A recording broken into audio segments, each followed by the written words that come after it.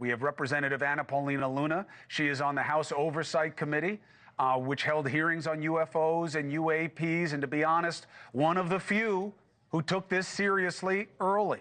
We have Christopher Mellon, former Deputy Assistant Secretary of Defense, who specializes in unidentified flying objects, and Ryan Graves, former Navy pilot turned UFO whistleblower. Thank you to each and all. And just quickly, does anybody believe that I have it wrong and that this is some great mystery that nobody knows any of the answers to? All right, good.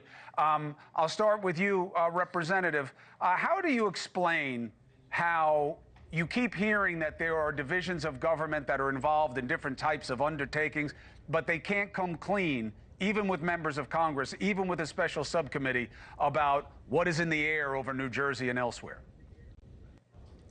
Look, it's unacceptable, and for them to undermine Representative Andrews' credibility in saying that he's talking to people that he does believe that these are drones from other nefarious foreign actors.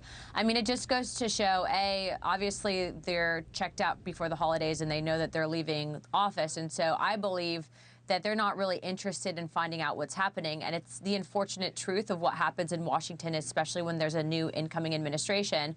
But to be clear, you know, what we're seeing right now happening, not just in the drone sphere, but I think on the topic of UAPs, is you're right, there has been a change in technology. And also with the fact that people can now record, you have devices, they can't really hide it anymore. So I think the Pentagon and the government as a whole is looking at how to address this to the American people. But there's no doubt in my mind that Representative Andrew was telling the truth.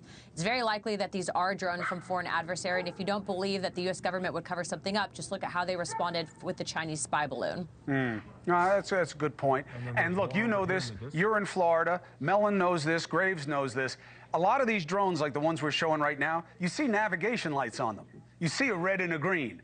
You know this from boating and down, so they have the same things. Aircraft are the same thing that boats do. They have a red and a green. So it's not like they're from some outer atmosphere. Let me start with you, Mr. Mellon. Do you believe that there are more and that it's understood and explainable? I believe there are more. I think it's important for people to understand that this has been going on since at least 2017.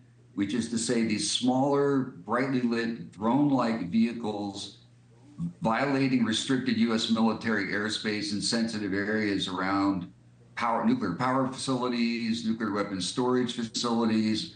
A year ago today, roughly, Langley Air Force Base was taken offline by drones. And that continued that was exactly a year ago this month. And that was about a year after there was a similar sort of pattern in the Western United States for several months near some of our ICBM fields. So it's troubling that after all this time, we still haven't captured any of these things. We still haven't brought them down. Do we know that? Where they're coming from. We are really in a position of ignorance here, and hopefully this will maybe at long last, after all these prior events and the Chinese balloon, get some people to take a hard look at what do we need